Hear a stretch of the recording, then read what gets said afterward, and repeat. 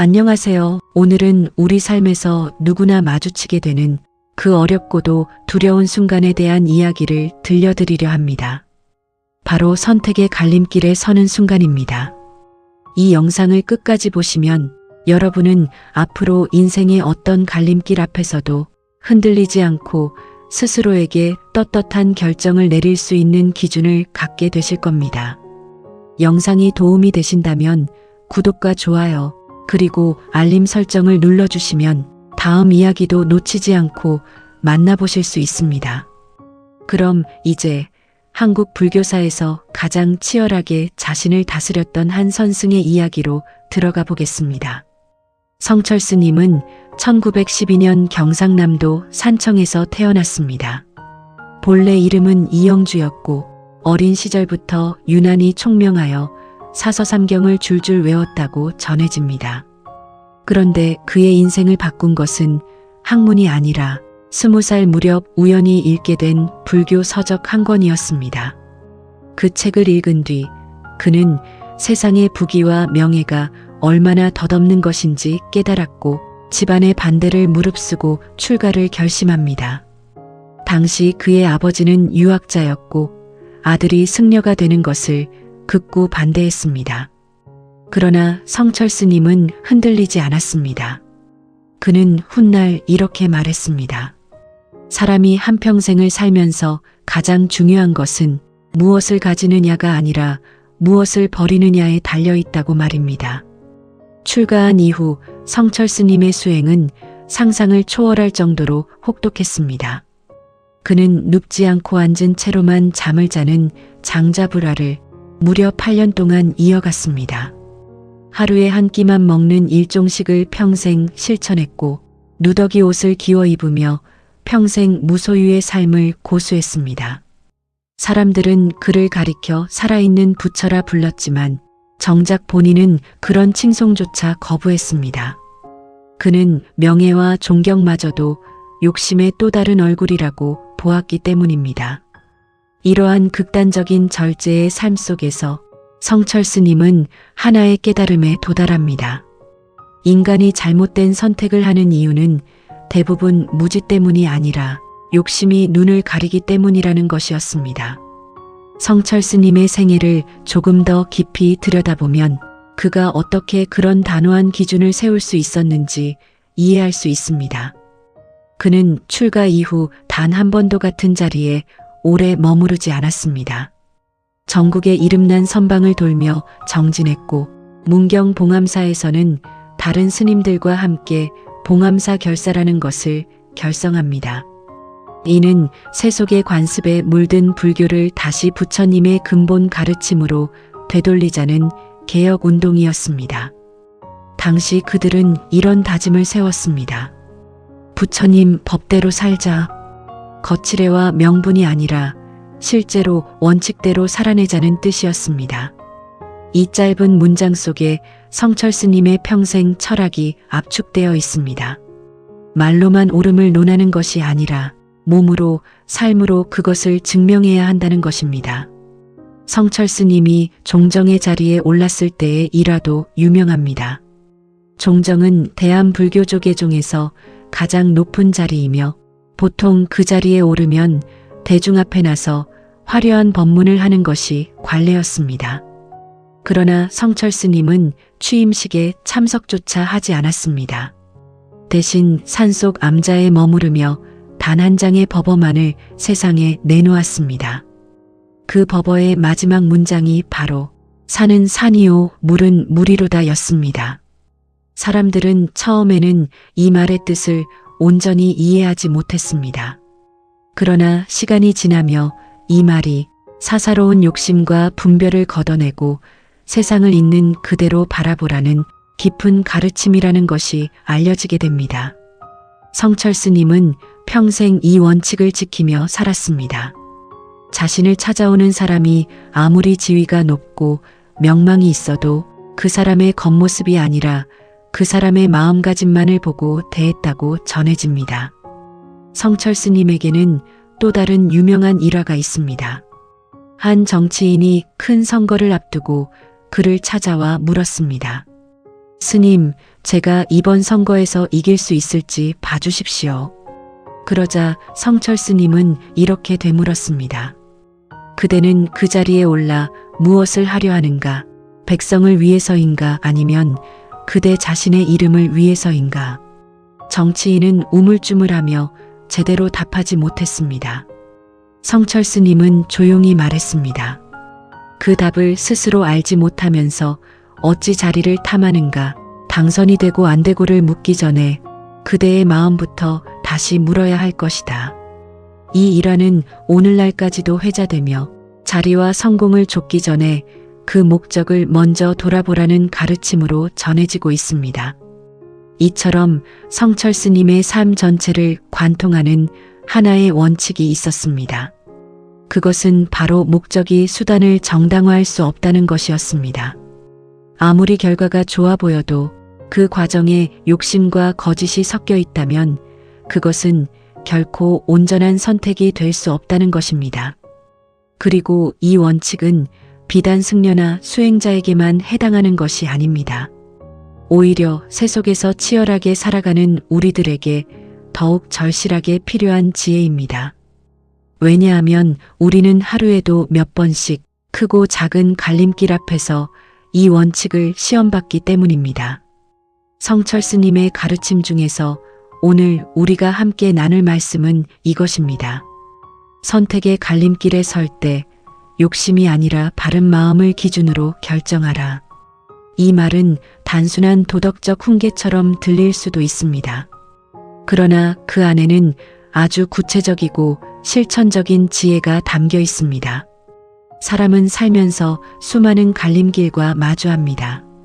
이 회사에 남을 것인가, 떠날 것인가, 이 사람과 계속 관계를 이어갈 것인가, 정리할 것인가, 이 사업에 투자를 할 것인가, 손을 뗄 것인가. 그런데 이런 순간마다 우리를 가장 힘들게 하는 것은 정보가 부족해서가 아닙니다. 오히려 우리 마음속에서 두 가지 목소리가 동시에 울리기 때문입니다. 하나는 당장의 이익과 편안함을 좇으라는 욕심의 목소리이고 다른 하나는 옳고 그름을 먼저 물으라는 바른 마음의 목소리입니다. 성철 스님은 이 두 목소리를 구분하는 아주 단순하면서도 명확한 방법을 제시했습니다. 그는 제자들에게 이렇게 물었다고 합니다. 지금 그 선택을 하려는 이유가 무엇이냐? 그것이 옳기 때문이냐? 아니면 그것이 나에게 이득이 되기 때문이냐? 만약 대답이 이득이라면 성철 스님은 단호하게 말했습니다. 그 길은 처음엔 달콤할지 몰라도 반드시 끝에서 자신을 무너뜨린다고 말입니다. 반대로 대답이 옳음이라면 설령 그 길이 지금 당장 손해처럼 보이더라도 결국 그 사람을 지켜주는 길이 된다고 강조했습니다. 여기서 우리가 오해하지 말아야 할 것이 있습니다. 성철 스님이 말한 바른 마음이란 무조건 손해를 감수하라는 뜻이 아닙니다. 욕심을 완전히 버리고 성인군자처럼 살라는 뜻도 아닙니다. 그가 강조한 것은 순서였습니다. 이익을 먼저 따지고 나서 그것을 정당화할 명분을 찾는 것이 아니라 먼저 옳고 그름을 판단하고 그 판단 안에서 이익을 취하라는 것입니다. 이 순서가 바뀌는 순간 사람은 자기 욕심을 위해 스스로를 속이는 존재가 되어버립니다. 성철 스님은 이것을 가리켜 마음의 거울이 흐려지는 것이라고 표현했습니다. 성철 스님과 관련하여 널리 알려진 일화가 하나 있습니다. 성철 스님이 해인사 백년암에 주석하던 시절 많은 신도들이 그를 찾아와 인생의 중요한 결정을 앞두고 조언을 구했습니다. 그중 한 사업가가 찾아와 이렇게 물었습니다. 스님, 제가 큰 사업 제안을 받았는데 법의 테두리 안에 있기는 하지만 조금 편법을 써야 큰 이익을 볼 수 있는 일입니다. 어떻게 해야 할까요?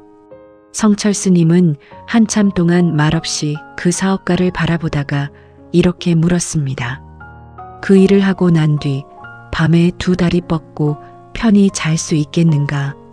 사업가는 선뜻 대답하지 못했습니다. 성철 스님은 다시 말했습니다.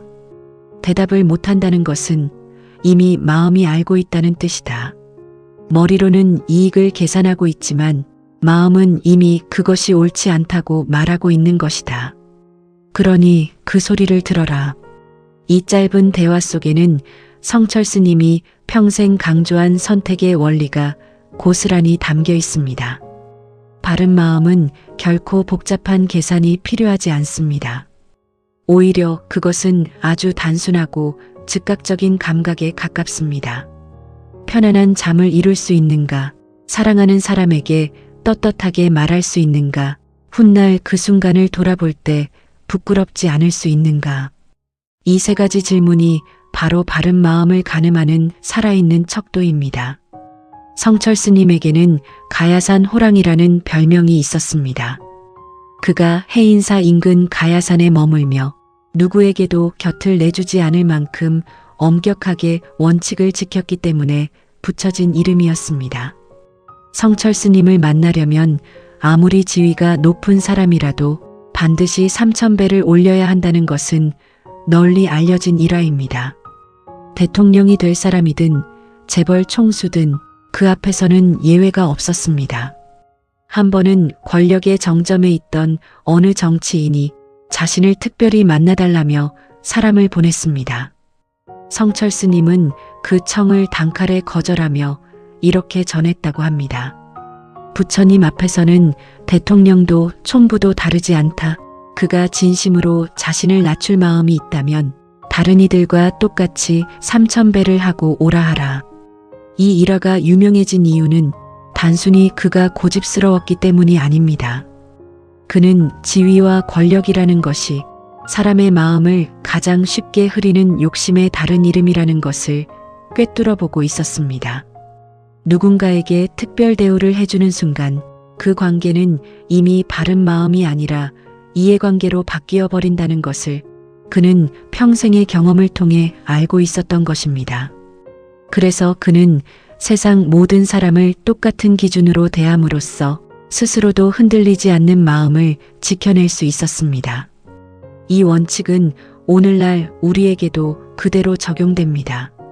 직장에서 상사에게는 엄격하고 부하 직원에게는 함부로 대하는 사람, 돈이 있는 사람에게는 웃고 없는 사람에게는 무시하는 사람, 이런 사람들의 마음 속에는 이미 바른 마음이 아니라 이익을 좇는 계산이 자리 잡고 있는 것입니다. 반대로 지위와 상황에 관계없이 모든 사람을 한결같이 대하는 사람, 그 사람이야말로 갈림길 앞에서도 흔들리지 않을 힘을 가진 사람입니다. 성철 스님이 3000배라는 엄격한 기준을 세운 것도 결국 사람을 차별하지 않기 위한 가장 확실한 방법이었던 셈입니다. 이제 이 가르침을 오늘을 살아가는 우리의 삶으로 가져와 보겠습니다. 서울의 한 중소기업에서 팀장으로 일하는 미영 씨의 이야기입니다. 미영 씨는 얼마 전 회사로부터 뜻밖의 제안을 받았습니다. 경쟁사에서 지금보다 훨씬 높은 연봉을 제시하며 스카우트 제의를 해온 것입니다.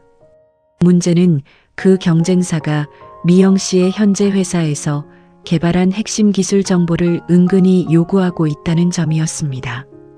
직접적으로 유출하라고 말하지는 않았지만 면접 과정에서 반복적으로 세부 기술에 대한 질문을 던졌습니다.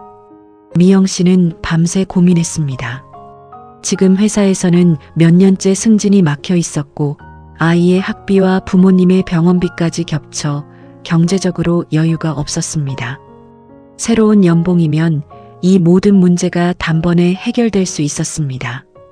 그러나 미영 씨의 마음 한구석에서는 계속해서 불편한 신호가 올라왔습니다. 그것은 바로 이 선택이 옳은가 하는 물음이었습니다. 미영 씨는 결국 성철 스님의 그 질문을 자신에게 던져보았습니다. 이 일을 하고 난 뒤 밤에 두 다리 뻗고 편히 잘 수 있을까? 답은 명확했습니다. 그녀는 결국 그 제안을 정중히 거절했습니다.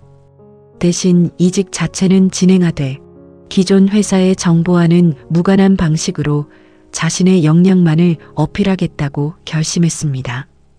몇 달 뒤 미영 씨는 조금 낮은 조건이지만 정당하게 자신의 실력만으로 인정받은 새로운 회사에 자리를 잡았습니다. 그리고 그녀는 훗날 이렇게 회고했습니다. 그때 만약 욕심을 따라갔다면 지금 이 순간에도 마음 한켠이 계속 불편했을 거라고 말입니다. 그날 밤 미영 씨는 남편에게 조심스럽게 이 이야기를 꺼냈습니다. 남편은 처음에는 놀란 표정을 지었지만 이내 그녀의 손을 잡으며 이렇게 말했습니다. 당신이 어떤 결정을 내리든 나는 당신을 믿는다. 다만 나중에 후회하지 않을 선택을 하라고 말입니다. 그 말이 오히려 미영 씨의 마음을 더 단단하게 만들어 주었습니다. 며칠 뒤 미영 씨는 경쟁사 인사 담당자에게 정중한 이메일을 보냈습니다. 저는 이직을 원하지만 이전 회사의 기술 정보는 공유해 드릴 수 없습니다. 만약 그것이 채용의 조건이라면 저는 이 자리를 포기하겠습니다. 답장은 오지 않았습니다. 미영 씨는 그 순간 마음이 씁쓸했지만 동시에 후련했다고 말합니다. 또 다른 이야기가 있습니다. 경기도에서 작은 식당을 운영하는 준호 씨의 사례입니다. 준호 씨는 코로나 이후 어려워진 매출을 회복하기 위해 고민이 많았습니다. 그러던 중 한 온라인 마케팅 업체로부터 솔깃한 제안을 받았습니다. 가짜 리뷰와 허위 별점을 대량으로 달아주겠다는 제안이었습니다. 비용도 크지 않았고 단기간에 매출이 확 오를 것이라는 확신에 찬 설명까지 들었습니다. 준호 씨는 잠시 마음이 흔들렸습니다. 당장 다음 달 임대료를 걱정해야 하는 처지였기 때문입니다. 그러나 그는 문득 예전에 들었던 성철 스님의 말씀 한 구절을 떠올렸습니다. 욕심으로 시작한 선택은 처음엔 달지만 끝은 반드시 쓰다는 말이었습니다. 준호 씨는 생각했습니다. 만약 손님이 가짜 리뷰를 보고 찾아왔다가 실망한다면 그 손해는 결국 2배, 3배로 돌아올 것이라고 말입니다. 그는 대신 다른 선택을 했습니다. 매일 새벽 직접 재료를 고르고 손님 한 분 한 분에게 정성을 다해 음식을 내는데 집중했습니다. 처음 2달은 매출이 눈에 띄게 늘지 않았습니다. 하지만 시간이 지나면서 진짜 손님들의 진짜 후기가 쌓이기 시작했고 반년 뒤에는 동네에서 소문난 맛집으로 자리 잡았습니다. 준호 씨는 이렇게 말합니다. 그때 편법을 택했다면 지금의 단골 손님들은 없었을 거라고. 바른 선택은 느리지만 확실하게 나를 지켜준다고 말입니다. 준호 씨는 그날 이후 작은 습관을 하나 만들었습니다. 매일 저녁 가게 문을 닫고 나서 그날 다녀간 손님 한 명 한 명을 떠올리며 메모를 남기는 것이었습니다.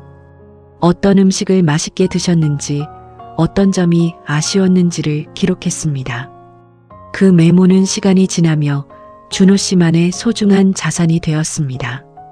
한 단골 손님은 이렇게 말했다고 합니다. 사장님, 여기는 리뷰 보고 온 게 아니라 친구가 진짜 맛있다고 해서 온 거예요. 준호 씨는 그 말을 듣는 순간 가짜 리뷰로는 결코 얻을 수 없는 것을 얻었다는 걸 깨달았습니다. 세 번째 이야기는 인간관계에 관한 것입니다. 대학생 지훈 씨는 오랫동안 짝사랑해온 친구가 있었습니다. 그런데 그 친구에게는 이미 사귀는 사람이 있었습니다. 어느 날 지훈 씨는 그 친구가 남자친구와 다투고 힘들어하는 모습을 보게 되었습니다. 그 순간 지훈 씨의 마음속에서는 위험한 유혹이 스쳐 지나갔습니다. 지금이 기회일지도 모른다는 생각, 그녀의 약한 순간을 이용해 다가가면 관계를 바꿀 수 있을지도 모른다는 생각이었습니다. 그러나 지훈 씨는 잠시 걸음을 멈추고 스스로에게 물었습니다. 지금 내가 다가가려는 이유가 진심으로 그녀를 위로하고 싶어서인가? 아니면 이 틈을 이용해 내 욕심을 채우고 싶어서인가? 그는 솔직하게 후자에 가깝다는 것을 인정할 수밖에 없었습니다. 그래서 그는 다른 선택을 했습니다. 아무런 사심 없이 그저 좋은 친구로서 그녀의 이야기를 들어주었습니다. 연애 상담을 해주고 그녀가 다시 웃을 수 있도록 곁을 지켜주었을 뿐입니다. 얼마 후 그녀는 남자친구와 화해했습니다. 지훈 씨는 씁쓸함을 느꼈지만 동시에 마음 한편으로는 이상한 홀가분함을 느꼈다고 합니다. 그는 훗날 이렇게 말했습니다. 그 순간의 욕심을 따랐다면 설령 관계가 이루어졌다 해도 평생 떳떳하지 못했을 거라고, 그리고 지금 이 순간 그녀와 여전히 좋은 친구로 지낼 수 있는 것이 그때의 선택이 옳았다는 증거라고 말입니다. 몇 주 뒤 그녀는 지훈 씨에게 커피를 사며 이렇게 말했습니다. 그때 내가 아무것도 바라지 않고 내 얘기를 들어줘서 정말 고마웠어. 지훈 씨는 웃으며 별거 아니라고 답했지만 속으로는 그 순간 자신이 내렸던 선택이 옳았음을 다시 한번 확인할 수 있었습니다. 그는 훗날 후배들에게 연애 상담을 해줄 때마다 이렇게 말한다고 합니다. 누군가의 약한 순간은 기회가 아니라 책임이라고, 그 책임을 저버리지 않는 사람만이 진짜 인연을 얻을 수 있다고 말입니다. 네 번째 이야기를 하나 더 나누어 보겠습니다. 이번에는 자녀를 키우는 한 어머니, 은주 씨의 이야기입니다. 은주 씨의 아들은 올해 고등학교 3학년으로 대학 입시를 앞두고 있었습니다. 그런데 담임교사로부터 뜻밖의 이야기를 듣게 됩니다. 같은 반 학생 중 한 명이 논술대회에서 다른 학생의 글을 표절해 상을 받았다는 사실이 뒤늦게 밝혀졌는데 학교 측에서는 조용히 덮으려 한다는 것이었습니다. 그리고 은주 씨의 아들 역시 그 사실을 알고 있는 몇 안 되는 학생 중 하나였습니다. 은주 씨는 고민에 빠졌습니다. 아들이 이 일을 공론화하면 입시를 앞두고 학교와 불편한 관계가 될 수도 있었고, 반대로 침묵하면 마음이 편치 않을 것이 뻔했습니다. 남편은 지금은 조용히 넘어가고 대학 가서 신경 쓰라고 조언했습니다. 그러나 은주 씨는 밤새 뒤척이며 생각했습니다. 지금 이 순간 아들에게 가르쳐야 할 것이 현실과 타협하는 법인지 아니면 옳음을 지키는 법인지를 말입니다. 결국 은주 씨는 아들에게 이렇게 말했습니다. 내가 직접 나서서 고발하라는 것이 아니다. 다만 누군가 용기를 내어 묻는다면 거짓으로 답하지는 말라는 것이다.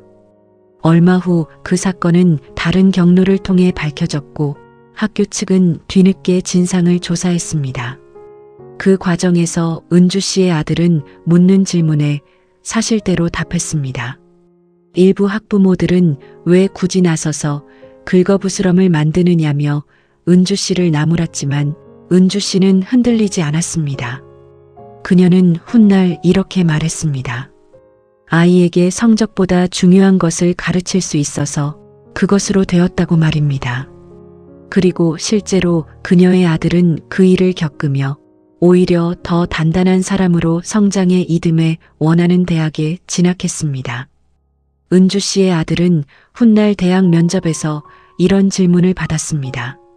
살면서 가장 힘들었던 선택은 무엇이었나요? 아들은 주저없이 그 논술대회 사건을 이야기했습니다. 당장의 불이익을 감수하고 사실대로 말했던 그 순간이 지금의 자신을 만들었다고 답했습니다.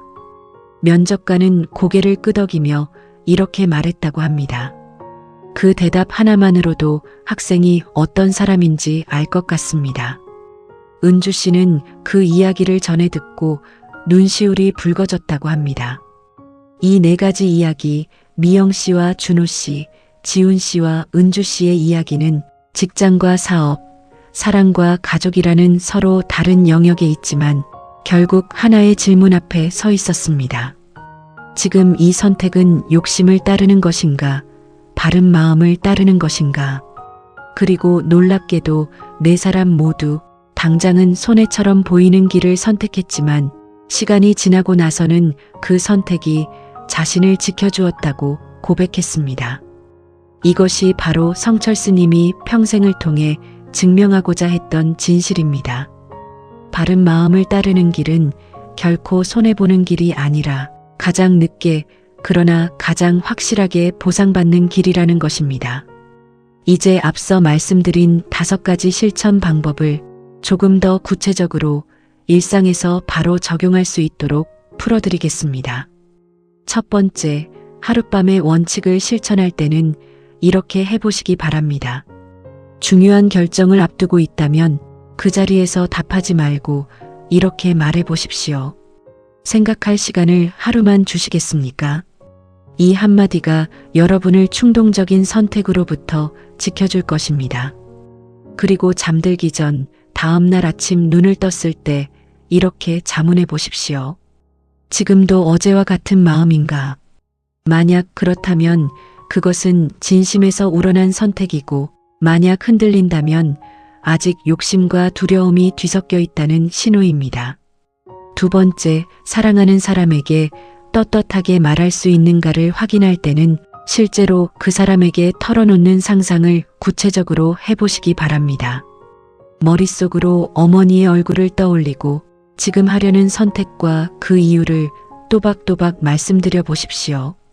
만약 그 상상 속에서조차 말끝을 흐리게 되거나 사실을 조금 다르게 포장하고 싶어진다면 그것이 바로 마음이 보내는 가장 정직한 경고입니다.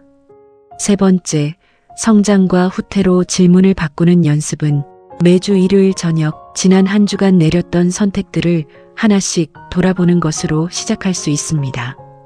그 선택으로 인해 나는 더 신뢰받는 사람이 되었는가? 아니면 스스로도 눈치를 보게 되는 사람이 되었는가? 이 질문을 습관처럼 반복하다 보면 어느 순간부터는 선택을 하기 전부터 그 결과가 훤히 내다보이게 됩니다. 네 번째, 자기 자신과 대화하는 시간은 거창할 필요가 없습니다. 아침에 눈을 떠서 5분 혹은 잠들기 전 10분 휴대폰을 내려놓고 조용히 앉아 오늘 하루의 크고 작은 선택들을 떠올려 보십시오. 성철수 님이 평생 자선을 통해 자신을 들여다보았듯 우리는 그 절반도 안 되는 짧은 시간만으로도 스스로의 마음을 조금씩 명료하게 다듬어 갈 수 있습니다. 다섯 번째, 과정을 성공의 기준으로 삼는 연습은 결과가 나온 뒤에 스스로에게 이렇게 물어보는 것으로 시작됩니다. 이번 일의 결과와 상관없이 나는 그 과정에서 부끄러운 행동을 하지 않았는가? 이 질문에 그렇다고 답할 수 있다면 설령 결과가 기대에 미치지 못했더라도 여러분은 이미 성철수 님이 말한 바른 선택을 해낸 것입니다. 이 5가지를 매일, 매주 조금씩이라도 실천해 보시기 바랍니다. 처음에는 어색하고 느리게 느껴질 수 있습니다.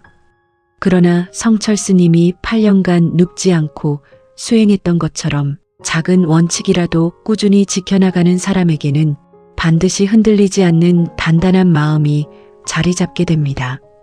혹시 지금 이 영상을 보고 계신 여러분 중에는 이미 마음속에 어떤 갈림길 하나를 떠올리고 계신 분도 있을 것입니다. 그 갈림길이 직장에 관한 것이든 사업에 관한 것이든 또는 사랑하는 사람과의 관계에 관한 것이든 상관없습니다. 지금 이 순간 잠시 영상을 멈추고 스스로에게 딱 하나만 물어보시기 바랍니다. 이 선택은 나에게 이득이 되기 때문에 하려는 것인가? 아니면 이 선택이 옳기 때문에 하려는 것인가? 이 질문에 솔직하게 답할 수 있다면 여러분은 이미 절반은 답을 찾은 것입니다. 여기서 잠시 왜 우리는 옳다는 것을 알면서도 욕심 쪽으로 마음이 기우는지 생각해 볼 필요가 있습니다. 심리학자들은 이것을 현재 편향이라는 말로 설명합니다.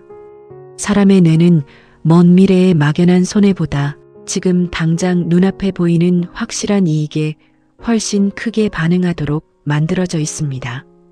그래서 우리는 머리로는 옳은 길을 알면서도 몸과 감정은 자꾸만 눈앞의 달콤함 쪽으로 끌려가게 됩니다. 성철수 님이 살았던 시대에는 뇌과학이라는 학문이 없었지만 그는 수천 번의 자선과 자기 관찰을 통해 이미 같은 결론에 도달해 있었습니다. 그는 이것을 번뇌라는 말로 표현했습니다. 번뇌란 결국 지금 이 순간의 감각과 욕구에 사로잡혀 멀리 보지 못하는 마음의 상태를 가리킵니다. 그리고 그는 이 번뇌를 이겨내는 유일한 방법은 의지력으로 억누르는 것이 아니라 반복된 훈련을 통해 마음의 습관 자체를 바꾸는 것이라고 가르쳤습니다. 그래서 그는 하루아침에 깨달음을 얻으려 하지 않았습니다. 대신 8년, 10년, 20년에 걸쳐 매일 같은 자리에서 같은 자세로 자신의 마음을 들여다보았습니다. 이것이 바로 오늘날 우리가 흔히 말하는 작은 습관이 큰 변화를 만든다는 원리와 정확히 맞닿아 있습니다. 갈림길에서 흔들리지 않는 마음은 어느 날 갑자기 생기는 것이 아니라 평소의 작은 선택들 속에서 조금씩 훈련되어야 만들어지는 것입니다. 이러한 관점에서 보면 앞서 이야기했던 미영 씨와 준호 씨, 지훈 씨와 은주 씨가 그 결정적인 순간에 흔들리지 않을 수 있었던 이유도 분명해집니다. 그들은 그 갈림길에 서기 훨씬 이전부터 작은 일상 속에서 스스로에게 정직한 질문을 던지는 습관을 지니고 있었습니다. 미영 씨는 평소에도 회사에서 사소한 보고 하나를 할 때도 사실을 부풀리지 않고 있는 그대로 말하는 사람이었습니다.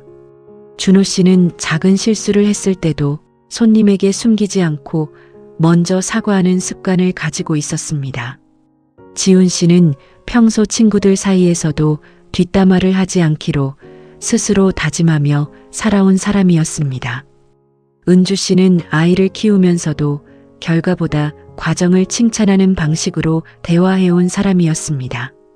바로 이런 사소한 습관들이 쌓이고 쌓여 정작 인생을 바꿀 만큼 큰 갈림길이 찾아왔을 때 망설임 없이 바른 마음 쪽으로 몸이 먼저 움직이게 만든 것입니다. 성철 스님은 이것을 훈습이라는 말로 설명했습니다. 향을 오래 피운 방에 들어가면 옷에 저절로 향이 배는 것처럼 바른 마음을 매일 조금씩 되새기는 사람에게는 그 마음이 자연스럽게 몸에 배어든다는 뜻입니다. 반대로 매일 작은 거짓과 편법에 익숙해진 사람에게는 큰 갈림길이 찾아왔을 때도 편법이 먼저 떠오를 수밖에 없습니다. 그러므로 오늘 우리가 나눈 5가지 실천 방법은 단 한 번의 큰 결심으로 끝나는 것이 아니라 매일의 작은 선택 속에서 반복되어야 하는 것입니다. 조금 더 실제적인 이야기를 덧붙이자면 많은 현대인들이 갈림길 앞에서 스스로에게 이렇게 묻습니다. 남들도 다 이렇게 하는데 나만 유별나게 굴 필요가 있을까? 이 질문이야말로 욕심이 바른 마음을 밀어내기 위해 사용하는 가장 흔한 함정입니다. 성철 스님은 이러한 함정에 대해서도 분명한 답을 남겼습니다. 그는 말했습니다. 100사람이 잘못된 길로 간다고 해서 그 길이 옳은 길이 되는 것은 아니다. 오히려 한 사람이라도 바른 길을 지킨다면 그 한 사람으로 인해 세상은 무너지지 않는다. 이 말은 단순한 위로가 아니라 실제로 역사 속에서 여러 번 증명된 진실이기도 합니다. 부정과 편법이 만연했던 조직에서도 단 한 사람이 원칙을 지킴으로써 결국 전체의 흐름이 바뀐 사례는 무수히 많습니다. 그러니 여러분이 지금 어떤 갈림길 앞에서 남들과 다른 선택을 한다고 해서 결코 어리석은 것이 아닙니다. 오히려 그것이야말로 훗날 자신을 지켜주는 가장 확실한 방패가 됩니다. 또한 성철 스님은 바른 마음을 따르는 선택이 반드시 손해로 끝나지 않는다는 것을 여러 차례 강조했습니다. 그는 이렇게 말했습니다. 콩 심은 데 콩 나고 팥 심은 데 팥 난다. 당장 눈에 보이지 않는다고 해서 그 이치가 사라지는 것은 아니다. 씨앗이 열매를 맺기까지는 시간이 필요하듯 바른 선택이 우리 삶에 열매를 맺기까지도 시간이 필요합니다. 미영 씨의 새 직장에서의 신뢰, 준호 씨의 식당에 쌓인 단골 손님, 지훈 씨와 그녀 사이에 남은 진실한 우정, 은주 씨의 아들이 얻은 단단한 자존감, 이 모든 것은 그 순간에는 눈에 보이지 않았지만 시간이 지나며 분명한 열매로 돌아왔습니다. 반대로 욕심을 따라간 선택은 당장은 열매처럼 보이지만 그 속은 이미 썩어 있는 경우가 대부분입니다. 그래서 성철스님은 이렇게 경고했습니다. 욕심으로 얻은 것은 반드시 욕심으로 잃게 되어 있다. 성철스님은 1993년 겨울 해인사 백년암에서 입적했습니다. 그가 세상을 떠나기 전 남긴 마지막 말은 많은 사람들에게 충격을 주었습니다. 그는 이렇게 말했습니다. 일생 동안 남녀의 무리를 속여서 그 죄업이 하늘에 넘치고 산채로 지옥에 떨어져 그 한이 망갈래나 되는구나. 많은 사람들이 이 말을 듣고 당혹스러워했습니다. 평생을 청빈하게 수행하며 존경받았던 큰 스님이 어째서 자신을 이토록 낮추었는지 이해하기 어려웠기 때문입니다. 그러나 시간이 지나며 사람들은 이 마지막 말의 진짜 의미를 헤아리기 시작했습니다. 그것은 스스로를 완벽한 성인으로 포장하지 않겠다는 성철스님의 마지막 가르침이었습니다. 그는 죽음의 순간까지도 자신을 미화하는 욕심을 완전히 내려놓았던 것입니다. 가장 존경받는 자리에 있으면서도 가장 낮은 자세로 스스로를 돌아보았던 그 태도야말로 그가 평생 강조했던 바른 마음의 마지막 실천이었습니다. 이 마지막 가르침은 우리에게 중요한 사실 하나를 알려줍니다. 바른 마음을 따르는 삶이란 완벽한 사람이 되는 것을 의미하지 않는다는 것입니다. 오히려 그것은 끊임없이 자기 자신을 의심하고 혹시 지금 내 마음속에 욕심이 슬며시 들어와 있지는 않은가를 평생에 걸쳐 되묻는 태도에 가깝습니다. 성철스님조차도 죽는 순간까지 스스로를 돌아보았다면 하물며 평범한 우리들은 얼마나 자주 자신의 선택을 되돌아보아야 하겠습니까? 이것은 결코 무겁고 우울한 이야기가 아닙니다. 오히려 우리에게 위안을 주는 이야기이기도 합니다. 완벽하지 않아도 괜찮습니다.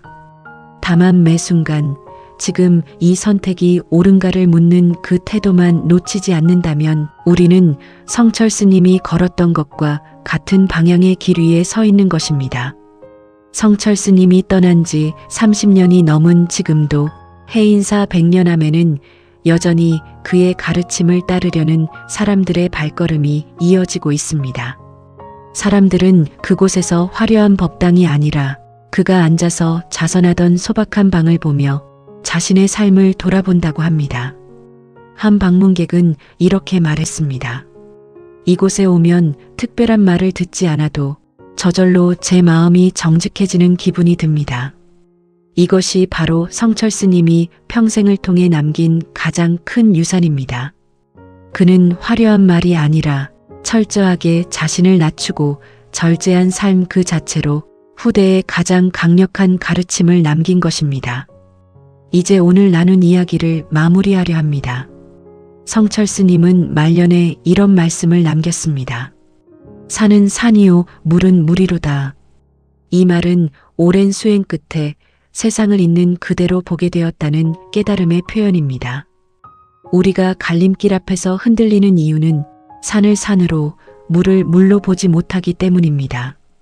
욕심이라는 안개가 눈앞을 가리면 분명히 옳지 않은 길도 마치 좋은 기회처럼 보이고 분명히 옳은 길도 손해처럼 느껴집니다.